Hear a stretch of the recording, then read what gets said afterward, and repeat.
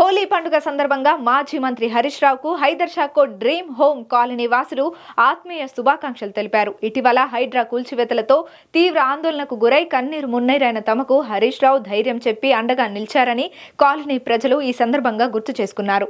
హైడ్రా కూల్చివేతలతో తమ స్వంత ఇళ్లను కోల్పోయే పరిస్థితి ఏర్పడడంతో తీవ్ర మనోవేదనకు గురైన వారు 5 నెలల క్రితం తెలంగాణ భవన్ కి వచ్చి తమ గోడును వెళ్లబోశారు.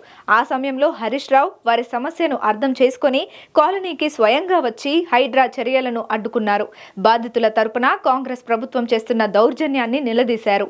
తాము ఆపదలో ఉన్నప్పుడు హరీష్ రావు మానవీయ దృక్పథంతో స్పందించి తమకు అండగా నిలిచారని గుర్తు చేసుకున్నారు.